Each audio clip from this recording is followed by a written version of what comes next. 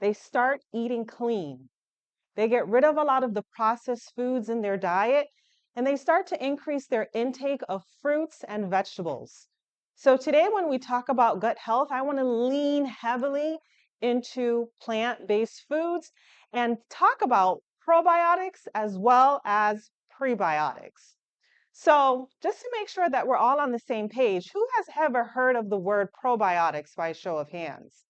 All right, almost all of us in here. What about prebiotics? All right, a few of us. And because I want this to be interactive, I just don't want to sit here lecturing you because this is for you. This is not for me. Does anyone know what a probiotic is? Or does anyone think they know what a probiotic is? Don't be shy. Go ahead. Well, it's some, but they are good bacteria that our gut needs. They support life. That's why it's called probiotics for life. Absolutely. Give me a high five in the air. Awesome. You have that absolutely correct. They are actually microscopic living organisms that have a benefit to our gut health. Each of us sitting in this room right now has trillions of bacteria, not billions, not millions, trillions of bacteria that is living within our gut. So I really want to explore that today. So my first question is, where do you get your probiotics from? Do you get it from food? Do you get it from supplements?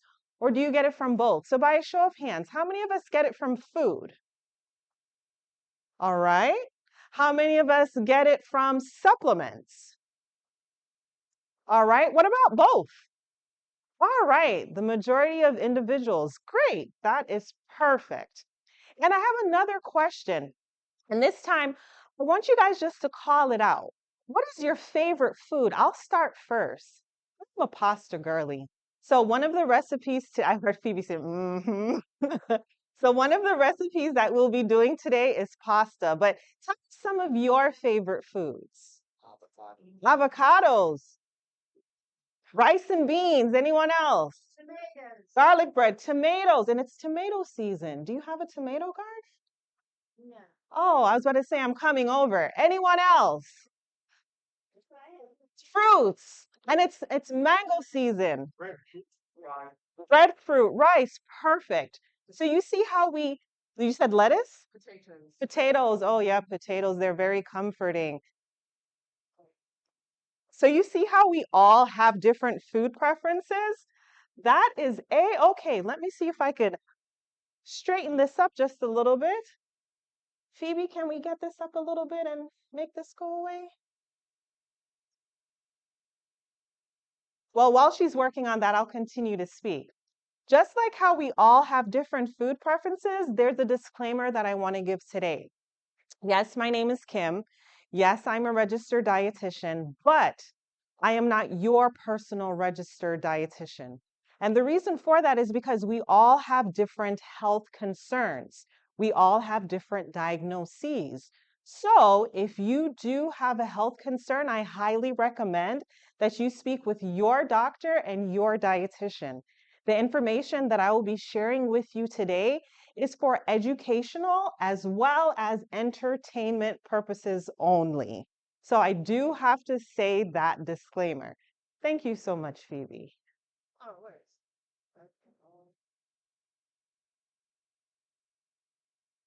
Sorry, I can't see You can't see. You want to close it out? Um,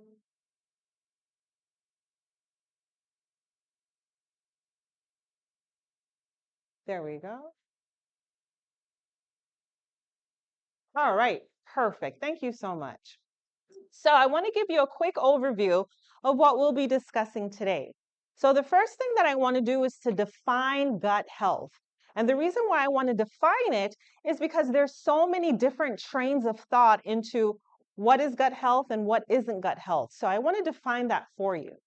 The next thing that I want to talk about is the gut-body connection.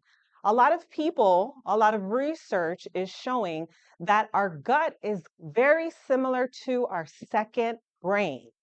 So I want that to sizzle in your spirit. Our gut is like our second brain. Our gut actually communicates with our brain. 70% of your immune system is found in your gut. So it's important for us to be careful of the different types of foods that we're eating. And we're going to be looking at two out of the three foods today. The next thing that we're going to look at, which is my favorite section, is how foods can impact your gut. So we're going to be talking about, and I'm going to use these terms lightly, some good foods as well as some bad foods. And then we're going to be ending with some tips and tricks, some actionable steps that you guys can take home today and start implementing into your diet. And then this is going to be about 45 minutes. Then we're going to move on to our cooking demo, and then we'll have a taste and see. So how does that sound? That sounds pretty good? All righty. And if there's a question that you have, please do not hesitate to ask it. But I'm asking that you ask at the end of today's presentation when we have our Q&A section, because there's a lot of information that I want to get through today. I actually gave this presentation to some of my patients, and I realized that there's a lot of jargon that I may be saying. So if you need any clarification, just don't hesitate to let me know. So let's start with the gut microbiome. Can everyone see this clearly? Yes? Come on, don't be shy. Can everyone see this clearly? All right, so my lovely young lady with the strong eyes in the front, go ahead and read your gut. That section right there. Your gut microbiome is the ecosystem of microbes that live in your intestines. Thank you. Thank you. Did everyone hear her? She said your gut microbiome is the ecosystem of microbes that live in your intestine. So that word ecosystem is a very, very strong word. An ecosystem is an interaction of people, organizations, communities that interact with the environment. So I want you to think of Avon Park. Avon Park is a whole entire ecosystem. There's a variety, a diversity of different people that interact with the church, interact with Walmart, interact with the gas station, interact with your neighbors and the environment around them. Now imagine all of that going on in your gut. The good bacteria and the bad bacteria of your gut interact with every single organ in your body. And they can either have a benefit or they could not have a benefit. So some bacteria are helpful more than others. And maintenance of symbiosis, aka balance, is essential to health and well-being. So microbiome diversity is also another important factor. We've all heard the saying, an apple a day does what? Keeps the doctor away. Let me ask you this. If the only thing you ate all day, every day was apples, do you think you'll be taking a visit to the doctor? Yes. Yes. Thank you. It's a loud yes. I appreciated that. Why do you think that is? Why would you be taking a visit to the doctor if the only thing you ate all day, every day was an apple? Variety. Variety, yes. So in our microbiomes, that diversity is a variety. Some of the good bacteria do some things, while others do things completely different. So when we look at the microbiome, the definition of that, the microbiome diversity, is a measure of how many different species and how evenly they are distributed in your gut ecosystem or your gut community. A lower diversity is considered a marker of imbalance. So my particular specialty is diabetes as well as prediabetes. And a lot of individuals that tend to have high blood sugars have a lower diversity of the good bacteria in their gut. So a lot of the times when they come to me and they say, Kim, you know, give me a diet that can help me with my blood sugars. I always start off with fruits and vegetables and beans and nuts and seeds. And they say, are you trying to convert me into a vegetarian? I said, no, I'm not trying to convert you into a vegetarian, but what I'm trying to do is to build that microbiome diversity because I know everything starts in that second brain, which is your gut. So I want to look at the effect that foods have on the gut. So specific foods and also specific dietary patterns can influence the abundance of different types of bacteria in the gut. Two out of the three foods that I want to look at today is foods that are very high in sugar and also foods that are very high in fat. The third one that I left off due to the shortness of time is alcohol. I have a lot of people telling me, "Oh, I drink a little fermented grape juice." When we know that Proverbs 20 verse 1 tells us wine is a mocker, strong drink is raging, who is deceived thereby is unwise. So for me, the Bible just confirms everything that I'm studying. So we're first going to look at the high sugary foods, which I'm going to spend a lot of time on because, to be honest with you, we consume more sugar than we actually think. Even myself, I'm guilty, but pray for me. And also, we're going to be looking at high fat foods. So, high sugar foods. We all know that the donuts, the pastries, the candies, the pies, you're smiling at me. Don't look at me. We all know that these foods tend to be high in sugar. But I've heard something lately. I've heard that fruits are high in sugar. Has anyone ever heard of that lately? Yeah. That's a lie. And I'm going to get into why. I'm going to get into why. I'm definitely going to get into it. So let's talk about the processed foods first. Those cakes, pastries, candies, different things of that nature. And let me just say this before I delve into it. I am by no means the food police. I am not telling you to avoid these foods. What I'm telling you is to moderate your intake, to be mindful of what you are consuming. So when we look at the back of a nutrition facts label, a lot of the times when we go to the grocery store, what do you look at when you look at the back of the nutrition facts label? Calories, ingredients, sodium, salt, sugar, yes, sugar. A lot of people look at sugar and all the other things that you mentioned. Someone that may have high blood pressure may be looking at sodium. Someone that wants to lose weight may be looking at calories, and you're absolutely correct. But we do live in a society where we are consuming a lot of sugar. So I wanted to break that down a bit to make you more of an informed consumer. So when we look at the nutrition facts label, we are looking at, there's two things that you should always see. You should always see total sugars as well as added sugars, and they have to be there by law. Total sugars include sugars naturally present in many foods, and these are not bad because they are naturally present. Fruits are not bad because the sugar in fruits is naturally present. Ask me how the Lord put the sugar in the mango that is in the backyard of my home. I do not know, but it is good. The reason why it is good is because it is also attached to fiber. Fiber helps to slow down how quickly sugar is absorbed in your bloodstream. If you're drinking mango juice and you take away that fiber, that's a completely different story that I'm not going to get into. But your orange, your banana, your peach, your apple, your plum, those are a-okay because they are natural. They are part of the total sugars. The problem becomes the added sugars.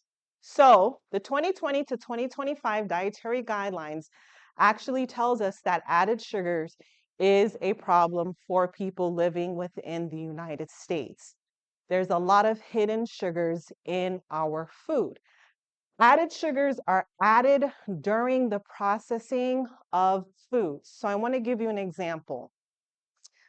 In many of our breakfast cereals and also many of our breads, if you look on the back, if you see the word total sugar, then that is okay. But when you see added sugar, then that is a problem because really added sugar doesn't necessarily need to be there. The reason why added sugar is there is because it really enhances the taste receptors in our mouth. And when it enhances the taste receptors, it allows us to produce endorphins, which is basically a chemical that causes us to feel happy. So it's giving us a false high. So we have a lot of sugar addiction.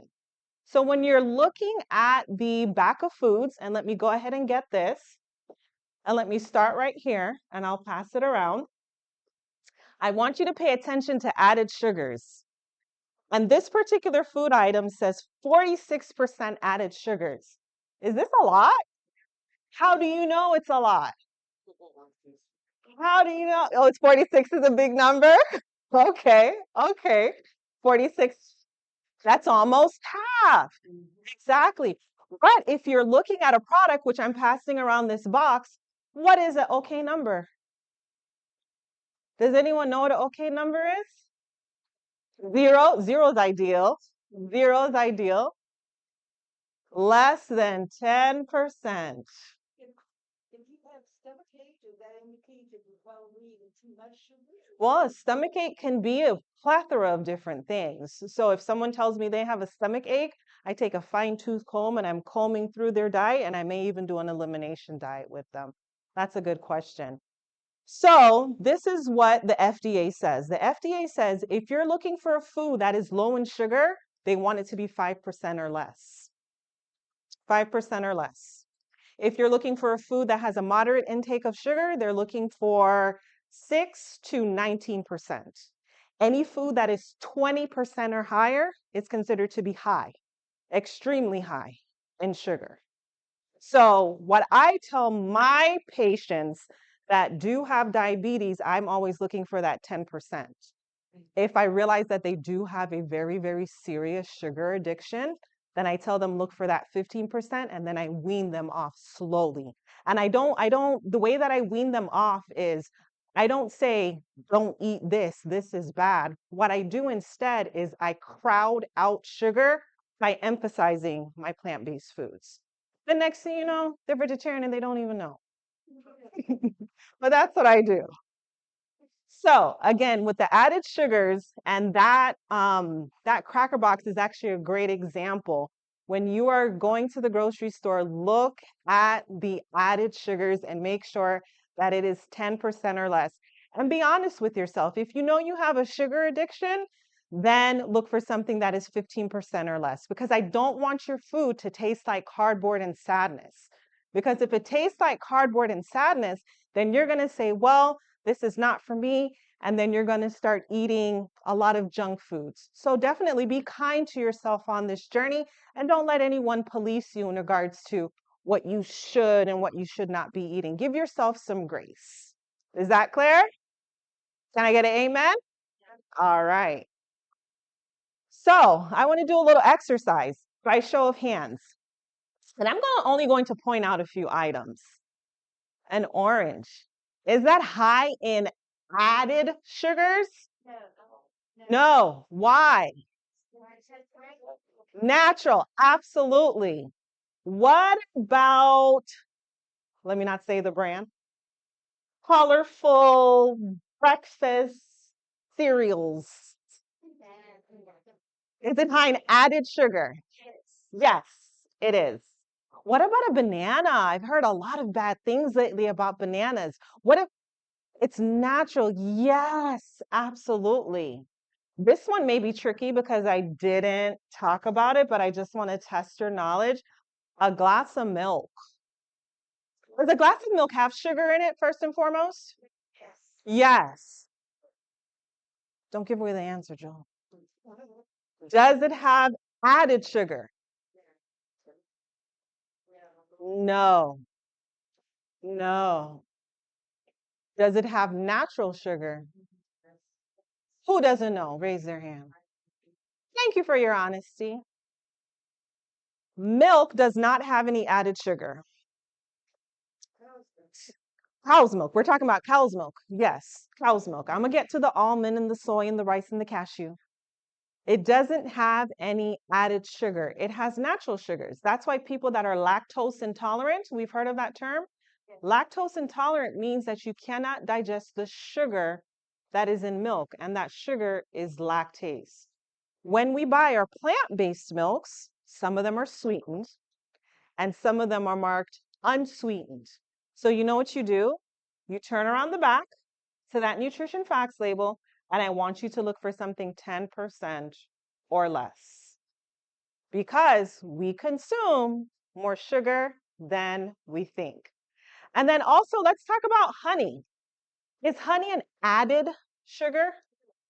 Is it a natural sugar?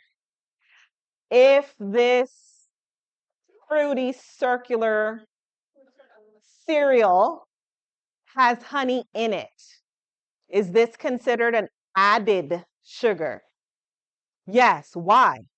Because it wasn't naturally in it. Absolutely. It wasn't there to begin with. So we have to realize sugar comes in a variety of different forms. And even if we're using honey, even if we're using molasses, even if we're using agave, a sugar is a sugar, is a sugar. Again, I'm not saying it's bad. I'm saying to moderate your intake. If this is clear, let's say amen. All righty. So, high sugar foods, how can they impact you? Well, they can first impact your intestinal barrier. So I want you to think of your intestinal barrier very similar to your immune system. That's why if someone coughs on you, or if someone sneezes on you, or if you shake someone's hand, you don't in the next 24 to 48 hours get sick because you have an immune system. Your intestinal barrier is very similar to your immune system because 70% of your immune system lives where? In your gut. So if you eat a lot of sugar, you are breaking down your intestinal barrier. The next thing is it changes the microflora, which is that microbiome diversity. So a lot of sugar actually kills, because remember, the microbiome is living. Eating a lot of sugar kills the good bacteria of your gut, and it causes the bad bacteria to grow and flourish. And this bad bacteria can cause your cholesterol to be elevated. It can cause your blood sugar to be elevated, which can lead to prediabetes or type 2 diabetes. It can cause heart disease, and especially for women, we have to be careful because that is our number one cause of death within the United States, heart disease. So it changes the microflora and it can cause a plethora of different conditions to occur. It can cause glucose intolerance, which is the high blood sugars that I mentioned previously. And it can cause a lot of inflammation. And inflammation is a very icky cycle. So when we look at inflammation, inflammation is when, let me say it like this. When you have inflammation for a short period of time, it's not bad because that's the body's natural defense mechanism. But chronic inflammation can tear down your body. So with chronic inflammation, it can lead to insulin resistance. There's been so many people that have said to me, well, my grandma, my grandpa, they ate this, they ate that, they did this, and they did that, and they were strong as an ox for all their days. And you know why that was? Because they weren't consuming as much sugar as we are now. And when they did consume sugar, guess what they did? They went out and they burnt it off. They absolutely burnt it off. So inflammation, which can lead to insulin resistance. So we all have an organ in our bodies by the name of the pancreas. It lives somewhere here and it communicates very closely with your digestive tract. So that pancreas releases insulin. Every time we eat something that is composed of like carby or starchy foods, it releases insulin and it gets that sugar out of our bloodstream.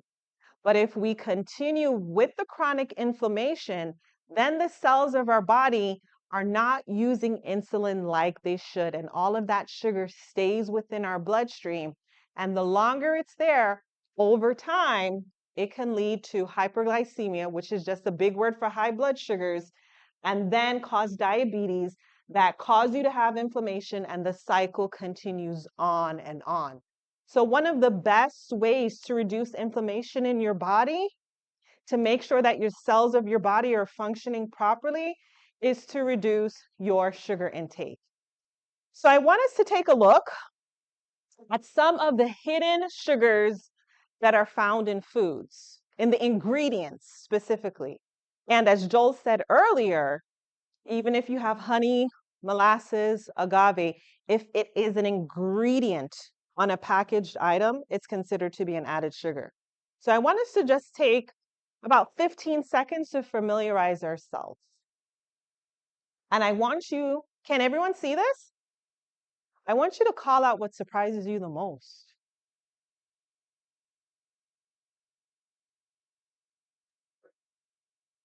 What did you say, sir? Granola. Soup. Uh-huh. Tomato soup is one of them. Hidden sugars in honey, isn't that sweet enough? Say that one more time. Hidden sugars in honey, isn't that Well, if honey is an ingredient in a certain food, then it's considered to be added. some of the honey in honey add sugar to the honey? Oh, that's what Joel is saying. Yeah, some of them they do. Some of them they do.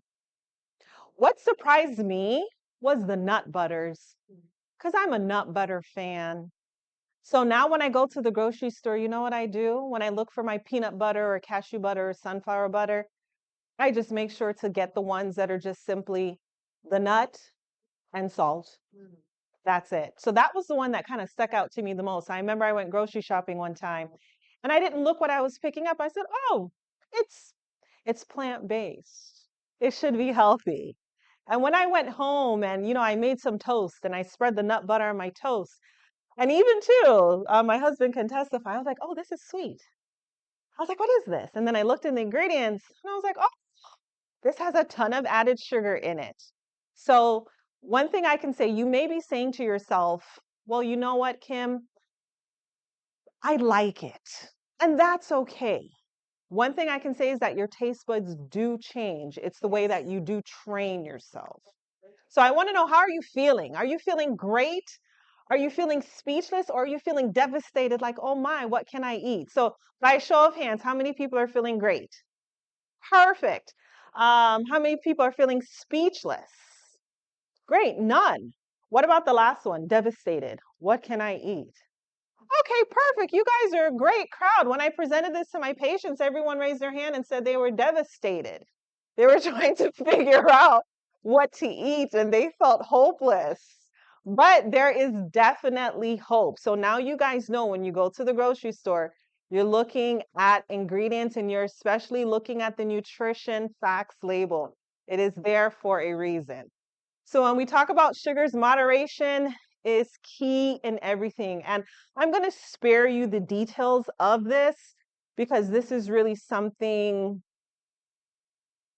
that I don't want to get into the numbers and the theatrics, because everyone consumes a different amount of calories per day. But on average, we should be consuming about 12 teaspoons of sugar daily. Does anyone know how much the average American actually consumes? 36. 36. And how much should we be consuming? 12. Some people may be saying, "Well, 12 is a lot." Compared to 36, no. A day. Uh-huh. A day. A day. Uh-huh. Once, I'm gonna get, did you see my presentation? So let's look at it. I have a lot of people telling me I don't eat much sugar. One can, 12-ounce can of soda is 10 and a half teaspoons. 10 and a half. And no one drinks 12-ounce cans of sodas anymore. Everyone's drinking like 16 or 32 or even 64, depending on what gas station you go to. So, could you imagine how much sugar is actually in soda? I know some people want a sweet treat. So, I have a donut here. You know, when some people go in the mornings and they drive through certain donut shops, which will remain nameless, that donut has 2.5 to 3 teaspoons of sugar. This one is actually salad dressing. 1 tablespoon is 2 teaspoons of sugar. And then we know where this comes from. Everyone, we're not calling out names. We're not calling out names. But everyone knows where this comes from. This has 15 teaspoons of sugar. I actually looked at the menu for a popular, I guess I'm gonna call it a popular coffee shop that is taking the nation by blast because my clients were asking me. And I counted out one particular drink had 85 teaspoons of sugar. One drink, one drink. And they were befuddled. So I said to them, do you see why I'm emphasizing that I want you to avoid liquid sugar? So I'm not saying that apple juice or grape juice or orange juice is bad. No, because those juices definitely have vitamins in them. What I am saying is to moderate your intake. I'll be honest with you. I know when I'm traveling, because I know like I'm going to eat breakfast and I may not eat for the rest of the day. Do you know what I'm bringing with me? I'm definitely bringing a granola bar because I need energy. Because when my blood sugar gets low, I'm not a happy person. Pray for me. And I know when I get to the airport, I'm buying an apple juice, I'm buying an orange juice, or I'm finding a grape juice because I know that it's going to keep me through the day. Because I know when I'm hungry, it's not a pretty story. So sugar does have its proper place. The problem is how much of it are we consuming? So I want you all to just think how much sugar's in your breads at home or in the cup of tea. I'm a big tea fan or even in your condiments, or even in that granola bar. So I always say, especially seeing that we live in Florida, this is an emergency food that you should have on hand. When the power goes out, you may not have a stove. You should have some emergency food items. These two in particular, I'm a-okay with because you're going to need nutrients. You're in survival mode. The rules go out the window when you're in survival. They honestly do. I remember last hurricane, we were without electricity for 3 days, and my parents were without electricity for about a week. And you know what we had on hand? We had some emergency food. I definitely did have the peanut butter with the sugar because I said, Lord, I need my protein, I need my fiber, and I need a little bit of sugar in order to rake up all of these leaves and make sure that I'm getting the debris out of my yard. So, again, pray, see how the Lord leads you, but I'm not the food police. All right, so this is something that Phoebe had addressed a little earlier. So, when checking the label, according to the FDA, the Food and Drug Administration, 5% or less of added sugar is considered a low source. If you know that you have a sugar addiction, I want you to focus on 15. If you find something at the store that has 10%, I consider that to be a-okay because I don't want your food to taste like cardboard and sadness. 20% or more is considered a high source of added sugar. So when we go to the grocery store, yes, the total sugars tell a story, but the added sugars tell an even better story. All right. So let me ask you, are fruits bad? No. Do fruits have sugar? And why aren't fruits bad? Because they have fiber, vitamins, minerals, water, phytochemicals, antioxidants. They have all of a lot of different nutrients in them, which do help our overall health.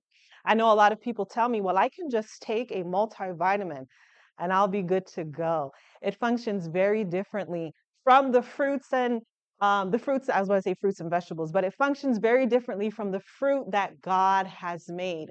Those are more bioavailable, meaning your body will recognize, oh, this is natural. Let us absorb as much of it as possible. But again, if you do have a medical condition, remember this is for educational purposes only. I'm not your doctor. I'm not your dietitian.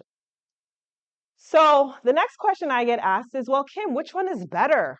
What about fresh, frozen, or canned? How many of you think that fresh fruits is better? All right. How many people think, hey, there's nothing wrong with frozen? What about canned? Nah, certain situations, camping. How many people, all right, I see you going like that. How many people are like, I just don't know. I'm just here to learn. No? Okay. Well, let me say this. Something that I always tell my clients is I understand that there's a lot of price hikes going up currently at this time. And a lot of my clients tell me that, they can't afford to buy fresh fruit, which I totally understand. So the next thing I tell them to do is to get the frozen ones Yes. without added sugar. Yes. And then if they can't afford the frozen ones, then I tell them to get the canned without added sugar. And they're more shelf stable. So when you do get canned fruit, like the pears or the peaches or the mandarin oranges or even applesauce, get it in its own juice or the unsweetened ones. Not any that has high fructose corn syrup or even light syrup, because everyone has a different budget. So I want you to be true to yourself. So, to be honest with you, I don't really rate them as good, better, best. I rate them according to what you can afford and what you can't afford, because I'm not here to shame anyone.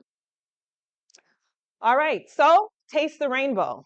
Remember, an apple a day, only eating an apple all day, every day, will not keep the doctor away, because an apple has certain nutrients that other fruits don't have. Grapes don't have the same nutrients, and oranges, and nectarines, and mangoes. So make sure that you eat a variety of different fruits and also different vegetables, because they have a different impact on the gut microbiome. So that was the deal with sugar. Any questions? Is a food that digests faster better for you, or do you like to digest slowly? That depends on the person. So the question that she asked is a food that digests faster better for you, or food that digests slowly? Is that better for you? And the reason why I said that depends on the person is because there are certain people that have medical conditions, digestive issues, where I want certain foods to pass through their digestive system quickly, such as irritable bowel disease, such as Crohn's disease. But if you have a condition such as diabetes, I don't want that sugar to pass through your system quickly. So what I'm going to do is recommend a very high fiber diet for you, because I know that's going to slow down your digestion and slow down how quickly sugar is absorbed into your bloodstream. So it really depends on the person and what medical condition they're diagnosed with. About foods with artificial sweeteners, still a lot of people give up the added sugars and then they replace it with aspartame or these other. That's a great question. Ooh, that is so. Did everyone hear her question? Okay, so she was asking, what about artificial sweeteners such as like saccharin, such as aspartame? Like a lot of people give up sugars, but then they take on the artificial sweeteners. Ooh, this is a good one. How do I even address it? To be honest with you, let me tell you what I've seen. I have seen some of my patients be very, very sensitive to artificial sweeteners, and it destroyed their gut health. And I've seen others that have great, absolutely great gut health, and the artificial sweeteners do not bother them at all. So I would honestly say it depends on your microbiome diversity, because our microbiome is as individual as our fingerprint. No person's microbiome is going to be exactly the same. So that's really a touchy one. How I start off with my patients, to be honest with you, is to say, well, we're going to strip down your diet and then we're going to build it back up. And if I find that they're a person that really does like, let's say, oh, I don't want to say that name, um, like a diet beverage. You know, they can't drink plain water. They want a diet beverage instead. They want to add something into the water. Then what I tell them is, okay, I'm not here to judge you. This is something that you're going to do anyway. So let's test it out. Because the numbers don't lie. Your body is not going to lie to you. So I'm always watching their blood sugar and let them know, hey, this is not working for you. Or this may work for you, but I still want you to be careful because the research says some of it may cause the big C, the big C. Stevia. Oh, I like stevia. Stevia is natural. It's from plant. You beg to differ? I do too much YouTube. Uh-huh, uh-huh. Everything's negative. Understood. That's how people get views, you know. So with the sugars, I personally recommend, and again, this is an individual decision for everyone. I am not the food police. I work with a lot of people who are not even health conscious. So I do like to recommend allulose, which is a natural sugar derived from plants. It comes from figs, raisins, jackfruit, corn, to name a few, and also if they don't like that, then I do recommend stevia because I never like to tell someone their food is bad because they think they are bad. And I want them to stick with a plant forward diet. So my whole entire thing is an entering wedge through health and wellness. So that's how I do things. What was the name and besides stevia? Allulose, Allulose. Oh, It's a relatively new sugar, but it's derived from plants. All right, so let's talk about high fat foods. We all know the obvious, right? But what about the not so obvious? These are healthy, right? But what if you ate only coconut all day, every day? It's a no, right? What if you only avocado? You're avocado man. What if you only ate, and I'm pretty sure you could, avocado all day, only avocado every day? Then that's not good, correct?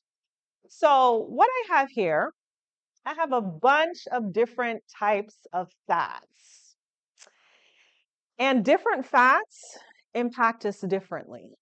So the first type of fat that we're going to look at is trans fat. Have we heard of trans fats before? yes. Okay, so there was a law that was passed a couple years ago.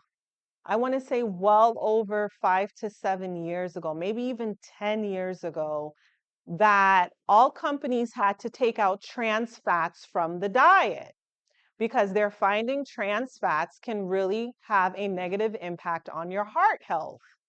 But what the law actually said is a food that has zero point 0.5 grams per serving of trans fats is allowed to say that they are trans fat free.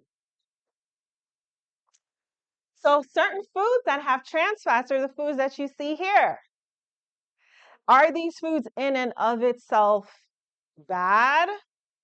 Remember, I'm not the food police. That's a question that you need to answer for yourself. I'm just here to educate you. So trans fats, we want to make sure that we're watching our intake of trans fats because they do have a negative impact on our heart health.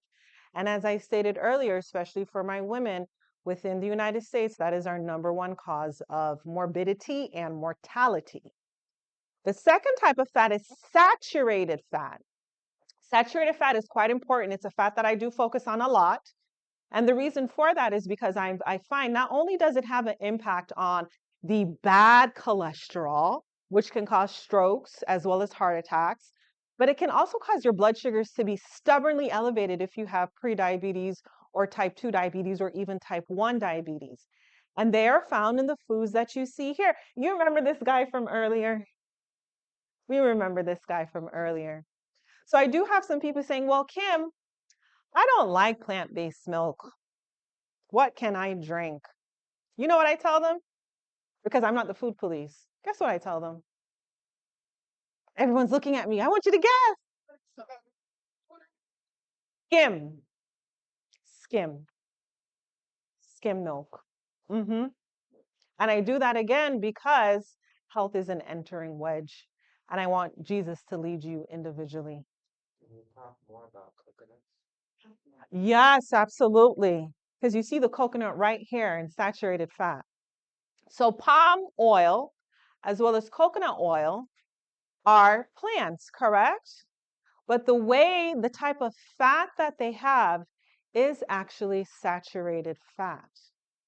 So there's nothing wrong with coconut. There's nothing wrong with palm oil. We just need to be careful of our intake. So remember earlier when I had that wheat thins box and I was showing you when you're looking at the back of the nutrition facts label, what you're looking for, something that's 10% or less. The same is true for your fat. Anything 10% or less is what I want you to focus on. Yes, coconut is plant-based, but because it is plant-based does not mean that you can just eat as much of it as you want without being moderate in all things. He that striveth for the mastery is temperate in all things. Did it say some things?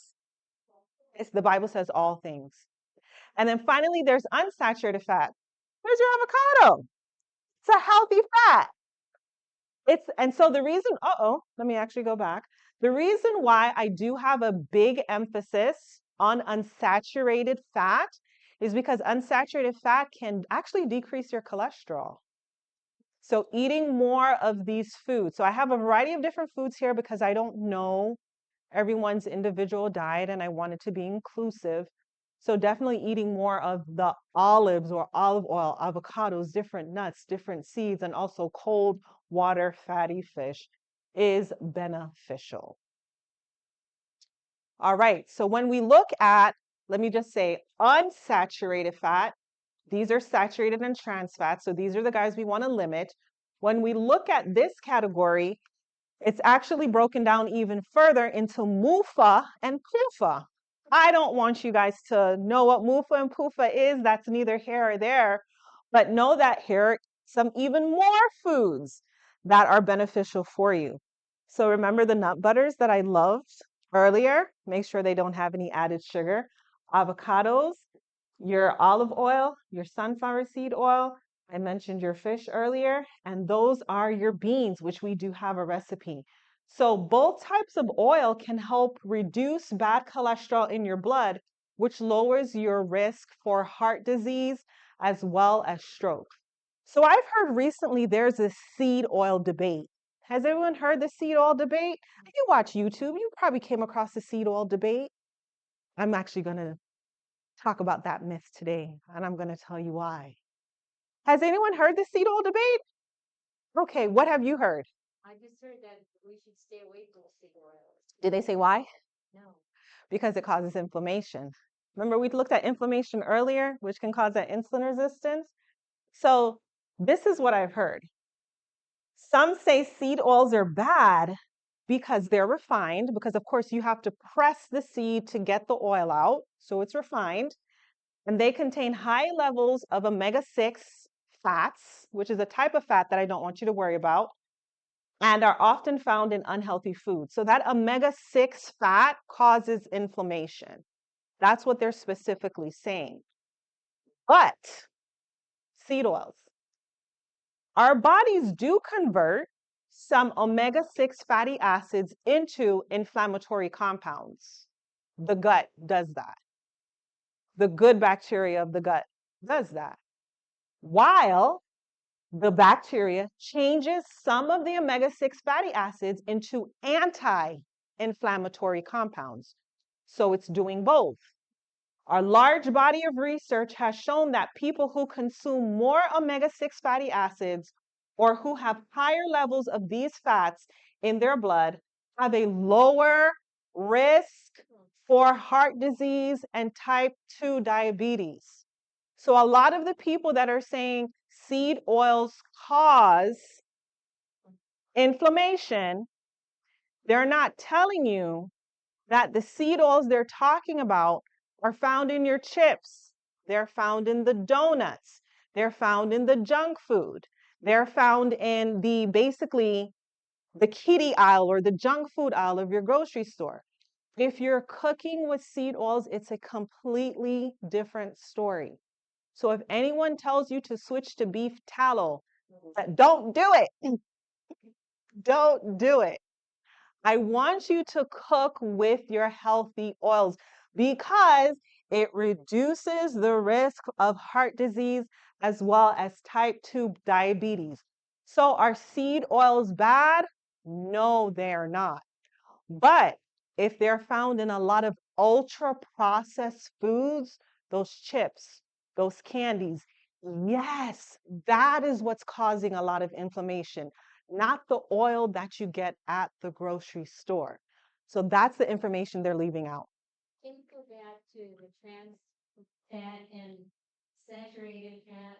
Mm-hmm. Now, what what if you're using plant-based cheese and plant-based butter and milk? Are those still bad for you? No. Okay, so you can have pizza with plant-based. Yes.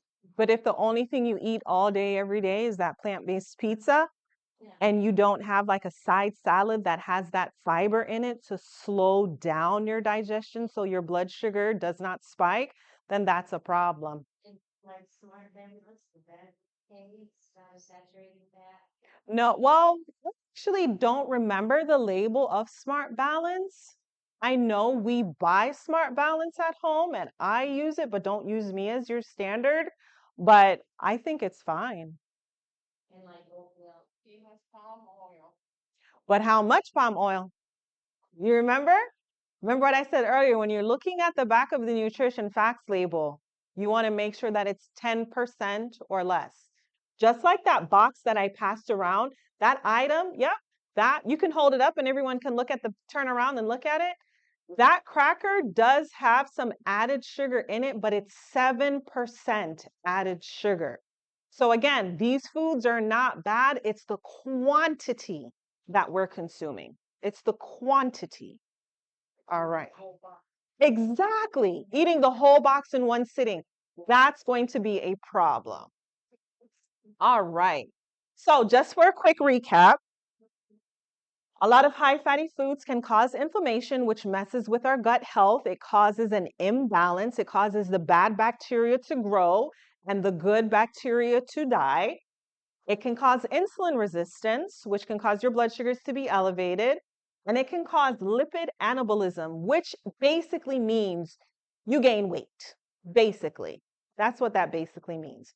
So if you want to reduce your consumption of seed oils, do so by eating fewer chips, eat fewer sweets, eat fewer ultra processed foods. If you're making your pizza at home, my sister, that's absolutely a-okay because you control what's going into your pizza. But do not replace your seed oils with animal fats because that can really sabotage your heart health. It definitely can. All right, so how to improve our gut health? Probiotics. We talked about it earlier. Some people get it from their food, some people get it from their supplements, some people do get it from both. So I always want you to find the one that has the lowest added sugar. My preferred source of probiotics is yogurt. Yogurt. Absolutely love it. It is sour, but your taste buds change. You have to remember that. Your taste buds change. Everything that I'm telling you, I have experimented on myself and I know. So I never tell people to try anything that I have not tried. Your taste buds change. I know some people that like tempeh. I had a client that likes tempeh. I had another client that made her own apple cider vinegar. I was like, I don't know how you do that, but okay, more power to you. And she would cut the mother and put the mother here. And it was very, very interesting. Very interesting. When we are looking also at gut health, we also want fiber, prebiotic fiber. So if you ever hear of that word prebiotic, it's just simply another word for fiber. I want you to make sure you're getting a variety of fiber. So we don't digest fiber, but you know who does? The good bacteria in our gut, they digest it. So remember, probiotic is an actual living thing. And if we do not feed the probiotic its food, which is fiber, you are taking those pills in vain. They need their food. So make sure you eat the rainbow. And the reason for that, it decreases your weight, lipogenesis, decreases your total cholesterol, decreases bad cholesterol. There's some research showing that it decreases the dementia process, and it improves your mood and learning. It improves your memory. It improves your immune response because 70% of our immune system lives where? In the gut. And it causes collagen formation. So, yes, nice and supple faces. So more fruits, more vegetables, more beans, more nuts, more fiber altogether. What about sauerkraut? Is is the canned sauerkraut good for you too, or is it just the one that you have in produce aisle? The one that's refrigerated. Yeah. Is that all? Mm-hmm. So the canned one's useless. Mm-hmm. Because probiotics are quite sensitive and they die in certain temperatures, so that's why it needs to be refrigerated. Mm-hmm. And then also with your supplements, when you get a supplement, I want you to look for these two symbols on your supplements because these mean quality and extra testing. And it means that your supplements don't have junk in them because supplements are not regulated.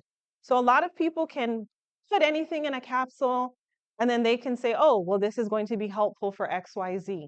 So having these two certifications basically means that it's verified and it's tested, and what is in it is actually what it says. So if you're looking for a probiotic, make sure to get these two specific ones. And your probiotic doesn't necessarily, the supplement itself, have to be in the refrigerated section. There's some that are freeze dried and some that are shelf stable, but make sure that they have these symbols, the NSF and the USP. Don't ask me what they mean, I don't recall. What if you put something like honey or maple syrup in yogurt? It depends how much honey and how much maple syrup. It honestly does. If you're putting a teaspoon, then I'm going to say that's fine. That's 1 out of the 12. But if you're putting like 3, 4 in a little container, a 5.3 ounce container of yogurt, then that's a completely different story. Because I know you said earlier it's sour. So be mindful of how much you're using. Because the thing is, too much extra sugar can actually cancel out the benefits of the probiotics. So again, sugar is not bad, but it really depends how much of it we are consuming. So, in summary, fiber's your friend. Fiber's your friend. Limit added sugars. Taste the rainbow, meaning eat a variety of different fruits and vegetables. Seed oils are okay unless they're found in a lot of ultra processed and junk food. Probiotics and prebiotics have to work together. You can't just take probiotics and expect it to do its job. Probiotics need fiber, which is that prebiotic, and limit processed foods. So at this time, before we actually go into the demo, any questions?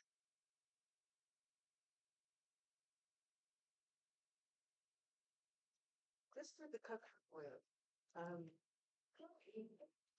there's a coconut oil and it's involved in CTO, which is supposed to be good for Yes, yes. people giving a relative lots of NCT Hmm. is the wrong thing because it's As long as you're checking the cholesterol to make sure it's not having a negative effect. There's this documentary called Lorenzo's Oil. I want everyone, to Google it. I think it's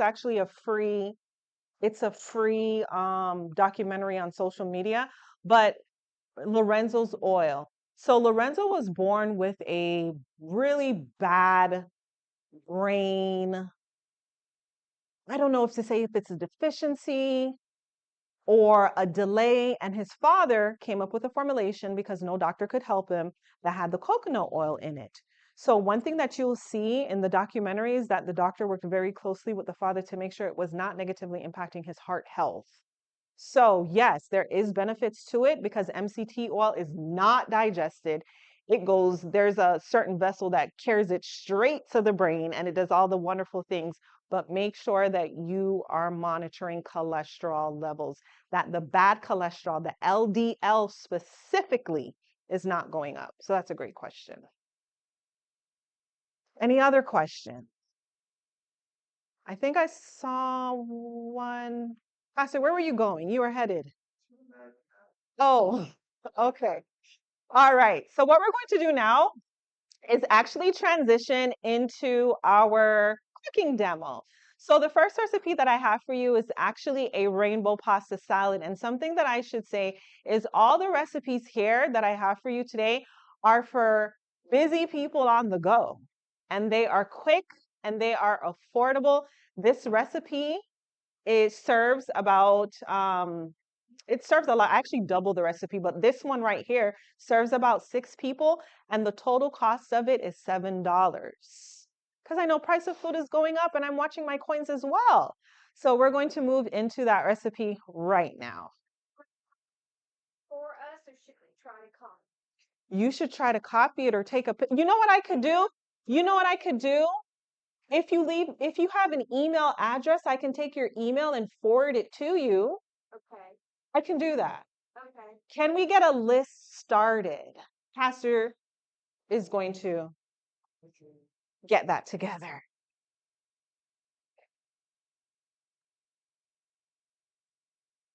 Thank you so much for your help, Sister Paula. Oh, thank you. I didn't even see that.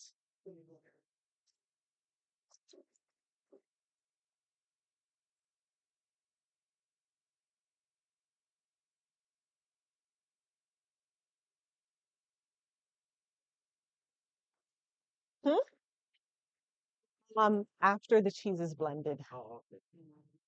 All righty. So we can take the vegetables out of the fridge.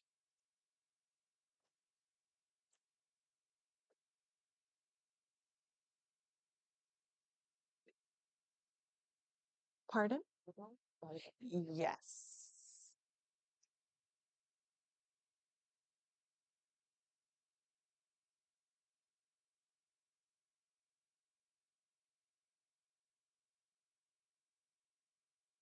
Thank you.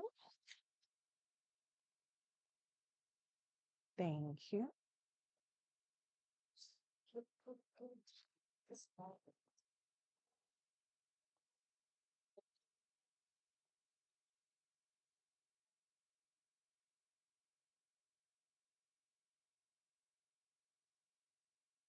Thank you. So the first thing that we have here is the pasta salad. Let me just make sure I know where I put the clicker. So we see the ingredients there, and I actually tripled this recipe. So something that I did want to point out, I did not use the wheat pasta because that's my personal preference. If you want to use white pasta, you absolutely can. And you may be saying to yourself, well, Kim, white pasta doesn't have much nutrients, and you gave that presentation, right? Let me tell you why you can use it.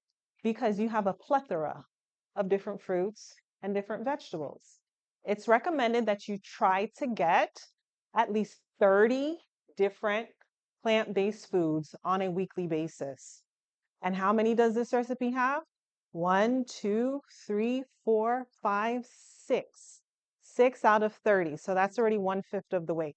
So the first thing that my beautiful helper is going to come and do is I want to make sure that we add the pasta into the bowl. And you want to break that up for me. And you can serve this cold, you can serve this hot. It's a pasta salad. And then while she's breaking that up for me, I'm going to go ahead and add my garbanzo beans, but you can choose any bean that you fancy.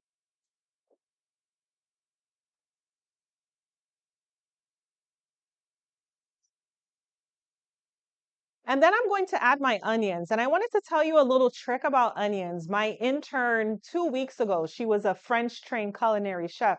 So, I was excited to have her. And she actually taught me Sure. She actually taught me that you can soak your purple onions before cooking them or eating them raw. Do you know why? Does anyone know why you can soak them? It takes away that, oh, excuse me. Ah, there's a tickle. It takes away the harshness and the bitterness of it. So you can actually soak it 10 minutes before eating. And I said, this is why you went to France. Thank you so much.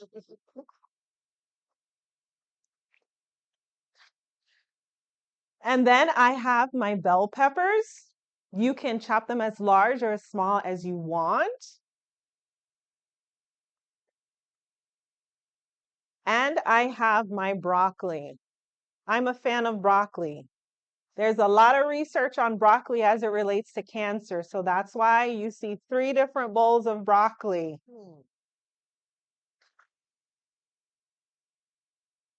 It's looking good. You want to tilt it over so that they can see it? It's looking good. And then I have my tomatoes. There's a lot of research on tomatoes and cancer. Yes. Oh, and I forgot bell peppers over here. And then also you can choose to add cucumbers or not. For me, the more fiber, the better. So I'm going to add that there.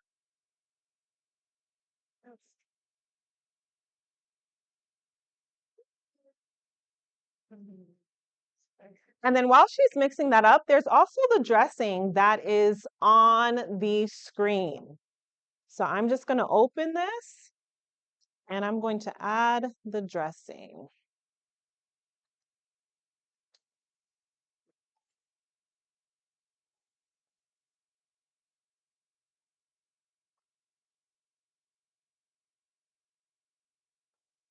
And the dressing does have that lovely garlic in there. Can you guys smell it? Smells so good. And if there's extras, because that's a lot, I want you guys to take this home, possibly have it for lunch tomorrow. And this is our busy people on the go, quick and easy, $7, high fiber, gut friendly, nutrient rich, colorful pasta salad. And then what you can also do is to add a little vegan feta cheese on top. Because we eat with our eyes. Yes. Oh, yes. All right, perfect, perfect. So we'll all definitely taste this after. I'm going to throw this away. Thank you. Yes, that was the follow your heart. Mm-hmm.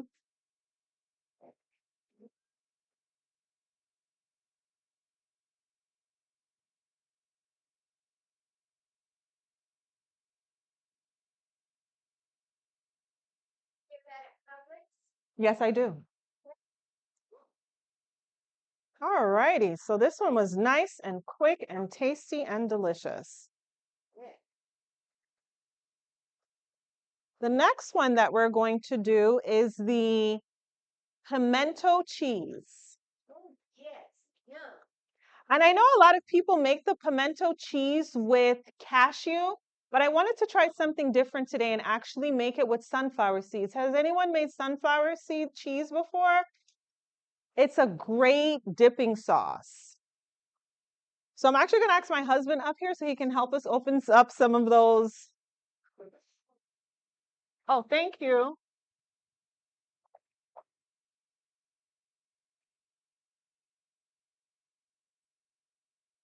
The pimentos.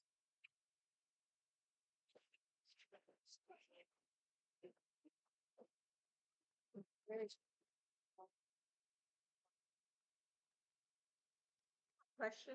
Yes. If you, oh, regarding to the onions, Mm-hmm. you just say you soak them. Mm-hmm. I usually soak them with salt and then wash them. Okay. Is that good? Yeah, that's Because perfectly it fine. doesn't give that aftertaste. Yeah, that's fine as well. So I was Mm-hmm. just wondering if it will take away something on the onions or not. It's gonna just take away the harshness of it. Yeah, That's exactly what I want. yeah, just the harshness. Okay. Alrighty, so I'm gonna have to look at the recipe for this one over here.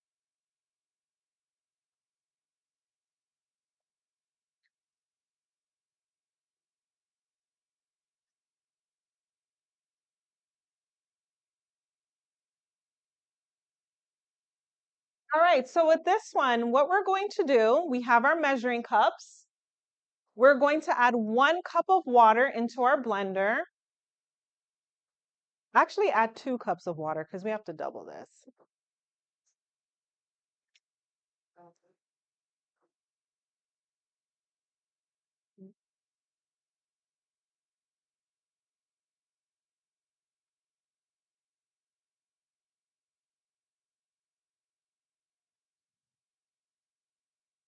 This yields, ooh, that's a good, I have to get back to you on that. I don't recall. Then we're going to add 2 teaspoons of sesame seeds. And I looked at it right before and I can't recall how much it yields. Thank you, tablespoon. You see, your eyes are better than mine.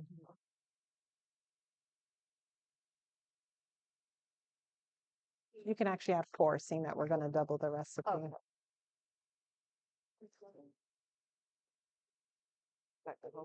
Mhm.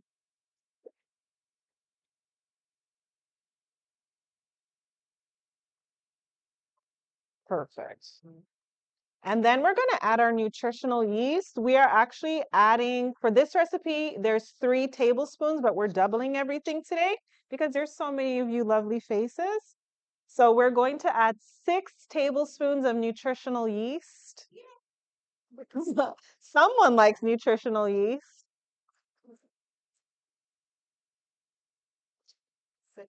Yep. Jesse, where's the lemon juice? And then we're going to add our garlic powder. If I could get this open. Thank you. You can add a fourth of actually 1/2 cup of lemon juice.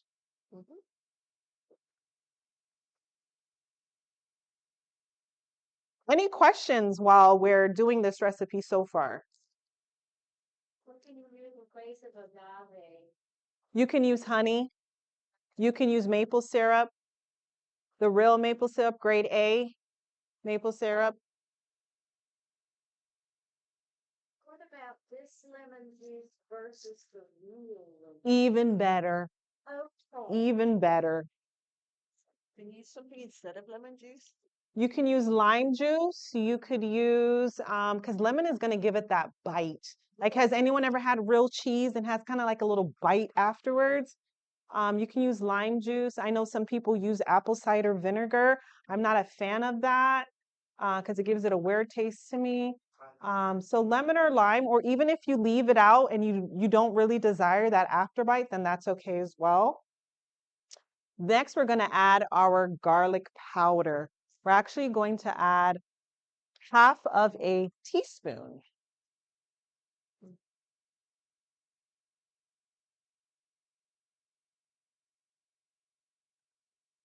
Awesome. And then after that, we're going to add 1 1/2 cups of sunflower seeds because we're doubling the recipe. And these are actually the sprouted sunflower seeds. So that means more protein. This is a mix, actually. What's a mix? Is it a mix? Well, guess what? We're going to have a mix today. We're going to have a mix.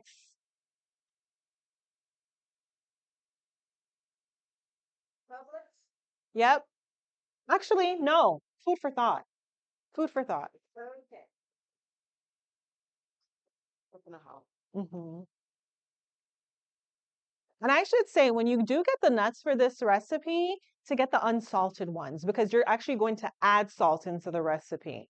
If you can't find the unsalted ones, then omit the salt altogether, because you don't want it to be too salty. I'm not trying to cause anyone to have high blood pressure here.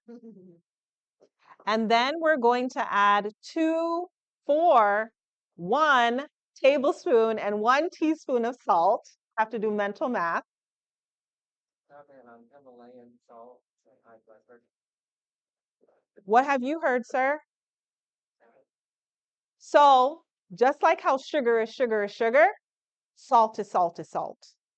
Himalayan salt does have more minerals than regular table sugar, but it still has that sodium in it. And that sodium is what causes high blood pressure. It causes our veins to constrict.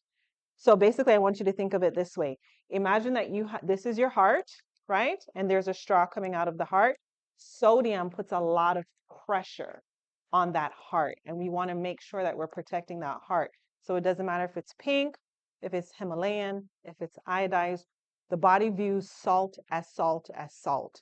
It does have some sea salt's the same thing. Salt is salt is salt. It does have some extra minerals, but the body treats it the same because it's looking at the microscopic compound, which is sodium chloride. And how much salt do you want to have? Salt, I want 1 tablespoon and 1 teaspoon. 4 teaspoons, yeah. So I just said 1 tablespoon, 1 teaspoon. Garlic powder, honey. No, onion powder. So one of these and then another half of this. Yep. hmm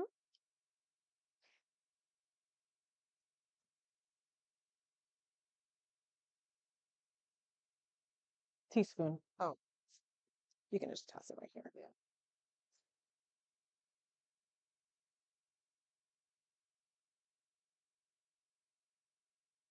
I have a question. Sure. Let's say someone starts implementing these food changes in their life and they do it consistently. What, in general, everybody's health is different, but what span of time would they start to see a difference in the blood work? Mm, 6 months? I would say 3 months. Yeah, Thr- that's quick, huh? 3 months. Because when I typically work with people, I only work with them for 3 months. There's some people that want me on longer. And I'm like, yeah, let's do it. I understand that, you may need a little more support, but 3 months. Yeah. We're still looking for the onion powder, but let's go to the 1 cup of pimentos. Oh. And yes, I want the juice too. We can't find the garlic powder, the onion powder, huh? Well, that's okay. We may not have it in today's recipe, and that's okay. I know I brought it, I just don't remember where I put it. Guys, I'm getting old.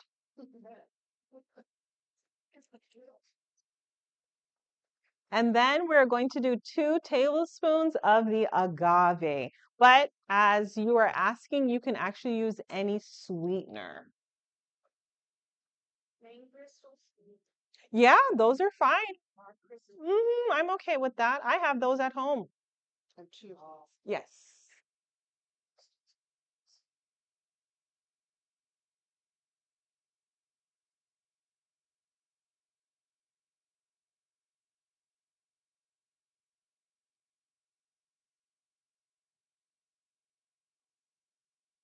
Perfect. So now what we're going to do, we're going to blend it, and then we're going to put it in the skillet for it to thicken up. So after I blend it, what I'm actually going to do during that interlude while I'm stirring and thickening it up, my husband is going to come and show you a natural remedy. So let's blend this 1st. Is that on that cookie? Yes, let me just check it.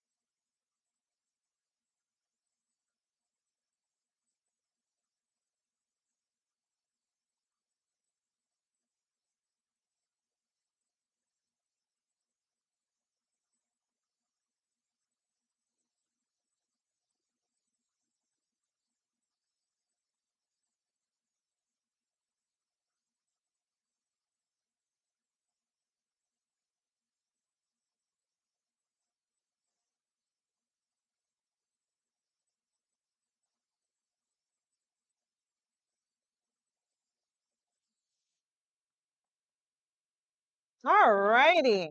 So it's nice and blended together. It smells good. So now while it's on the stove and I'm going to stir it, I'm going to have him start his natural remedy.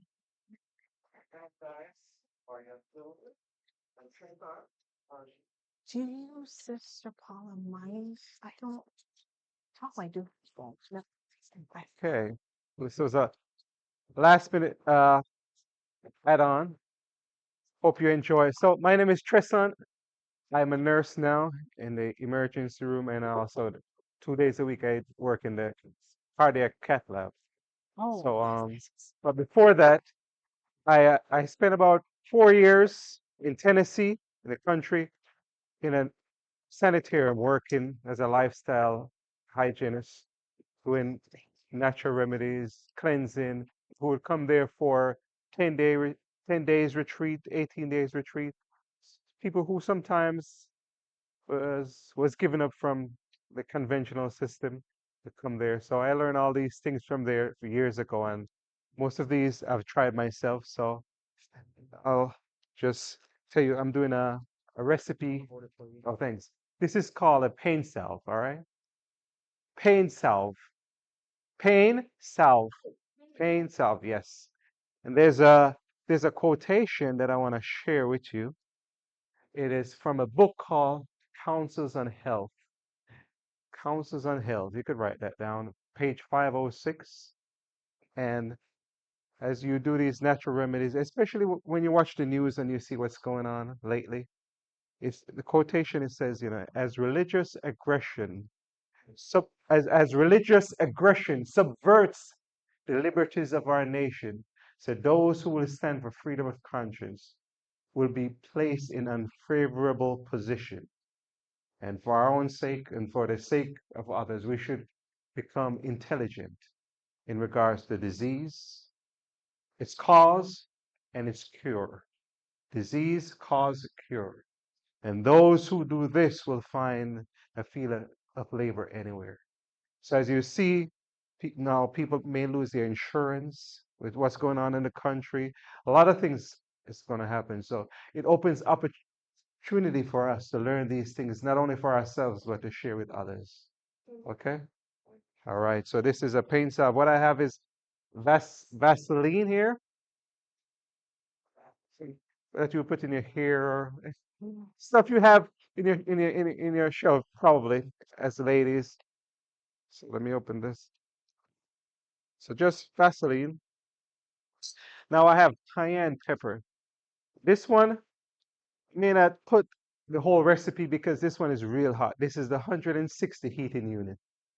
Whenever I have a little tickle in my throat, I sometimes drink it in water. But it's 160. Most of the one you get in the store may start at 90 or less, but this is 160 heating unit. I have some ginger here, ginger powder. Okay, it's part of the recipe, ginger powder. I had some nice ginger powder that was given to me from a farmer in St. Lucia, but I didn't bring that one because that was specific. I have wintergreen and peppermint oil. All right. So I- now I'm just gonna do it my way. Measure 8 ounces at home. Follow the recipe, okay? This is how I cook.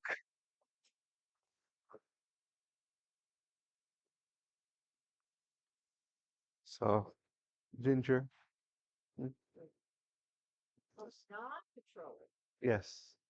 So 3 tablespoon ginger powder, just for the sake.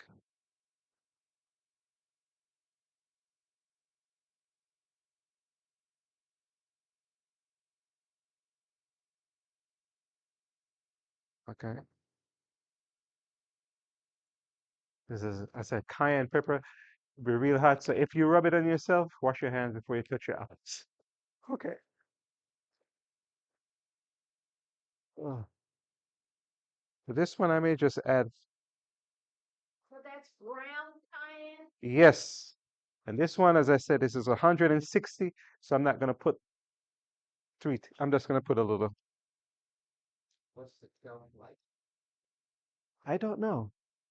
I never researched that.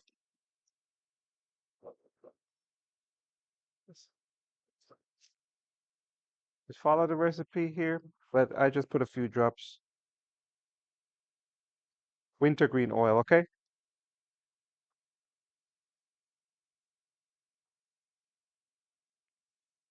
You can find it at health food store. You can find it online. If you don't want to go to the store, just type it in on Amazon. So essential. Yeah, it's one of the essential. Now, the the cayenne and the ginger, it has a little spice, but these oil has that menthol, so you have that coolness. So you may feel like this icy hot feeling. Okay?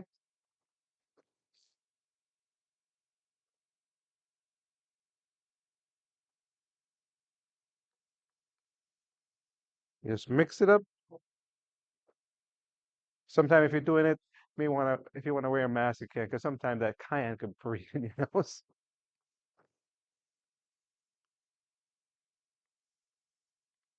So yeah, make it. You can add more Vaseline if you want. If you feel like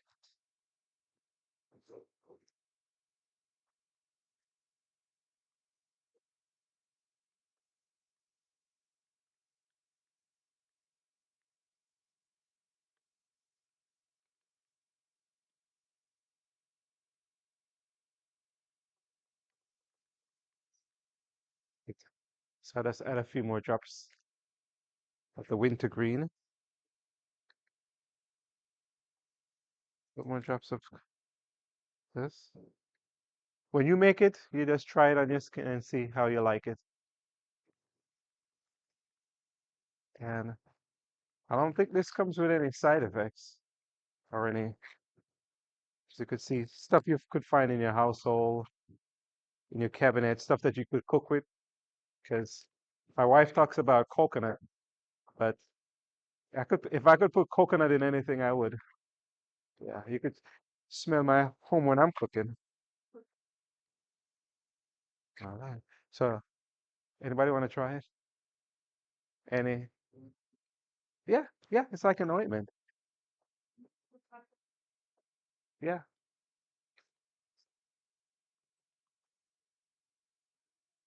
Oh, yes, topical only. We have a little cup. You could try it on you. Yeah, or maybe we can put it in a spoon. A spoon? Yeah, yeah, yeah, We don't, yeah. I mean, it's just tiny. Mm-hmm. Let me see this. I'm gonna just mix it up a little bit more with this spoon. Take one of those. Mm-hmm. Okay. Is that All for, right, here's one spoon. It's for my brother. You can. is that what it's used for? Yeah. Skip to the table so everybody. Yes, he doesn't get it. You want to try it? Oh, it's for my brother. That's for your brother. Oh, Yeah. give you. Put some back. Have a shoulder pain. Shoulder pain. Okay. Thank you. Thank you. Smell it. Rub it on. You could just rub it on your hand here if you want, and tell me how you feel. The cayenne, What?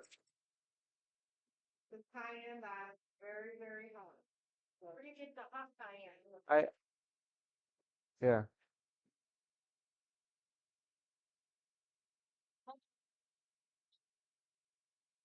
Hmm.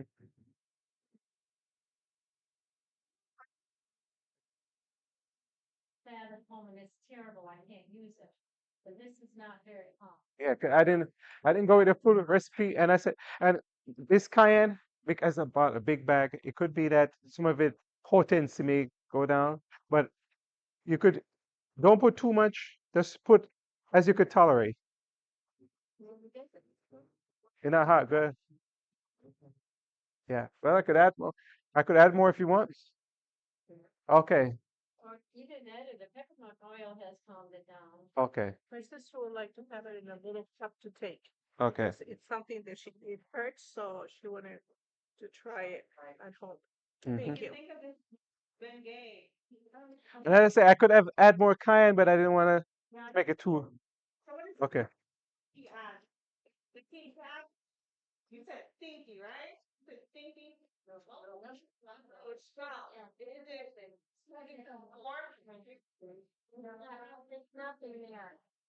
Okay, well, That's you. well,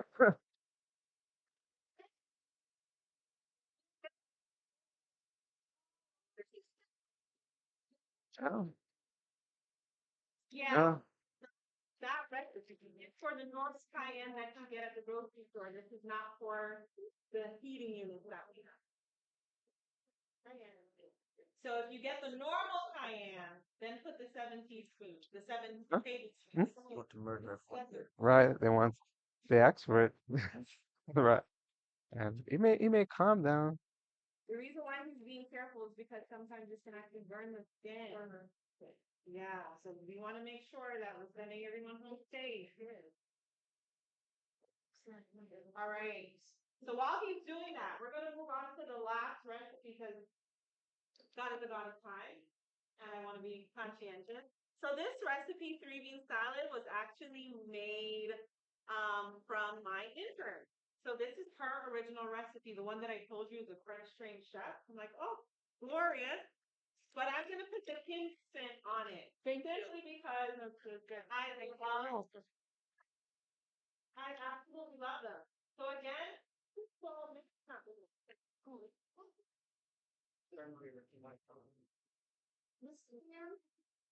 Try the Goya pimento. Okay, I thought, not for this world. Well, Cheyenne, the place. Yes, so, yeah. Okay.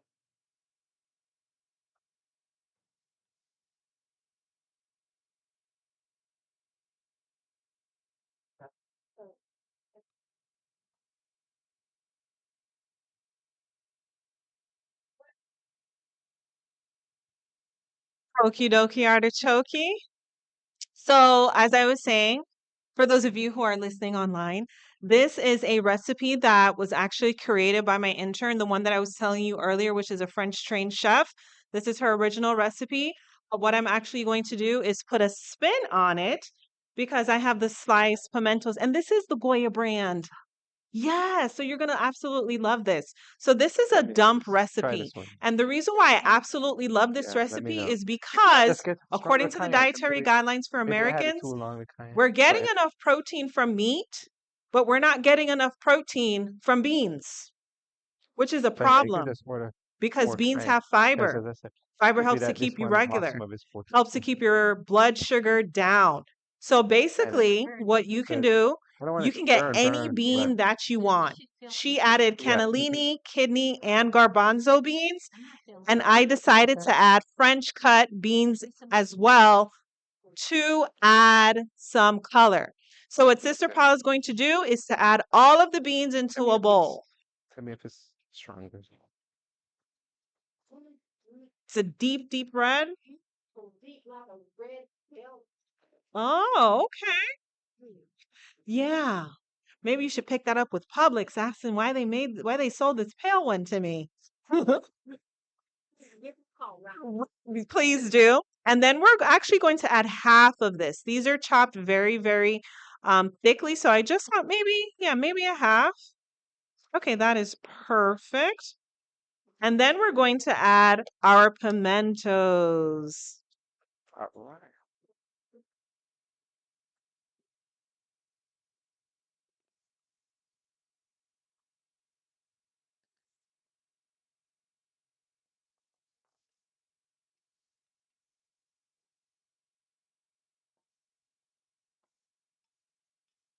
And then she has her dressing, which is lemon juice, agave, extra virgin olive oil, and 1.5 teaspoons of salt.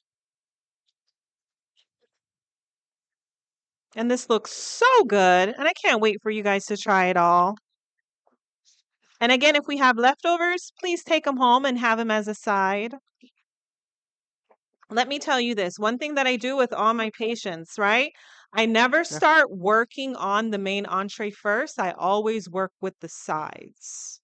I work with the sides first, and then I say, we have to, I call it pre-gaming. We have to Just pre-game. put it You in. know, it's not the Super Bowl. Just I'm put it like, in the arm and where's your fiber before you eat your main meal? take this. So we No, work just with put the it in. sides. So This it's all here is mixed up, the and you can go ahead and wheat, show the one everyone. I have at home. And Simple, cost effective, This is about less than $5 and it feeds a lot of people. It supports your gut health because it has both soluble and insoluble fiber. And that's important because soluble fiber dissolves and it can help with bowel regularity. And insoluble fiber helps with your blood sugars. Even though you may not have diabetes or prediabetes, everyone should still be concerned with their blood sugars because it can help promote gut health. So, what we're going to do at this time, this is actually it. We're actually going to do a taste. Oh, I missed this. No, the salt's in there in the dressing. Okay. Yeah, we are actually going to do a taste and see. So, don't be shy. Come forward and let me get the plates. Absolutely. I'm not trying to give anyone high blood pressure. Absolutely. I appreciate it. I do.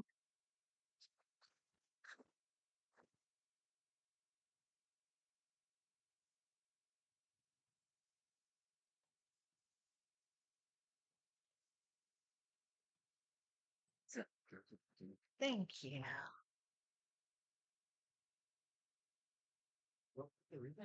Yes.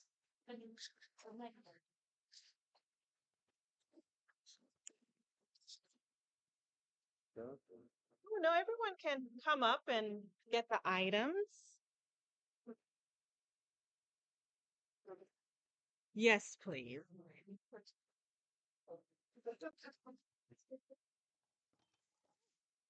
Thank you. And then the pimento cheese. Why is everyone still sitting? Please come on up.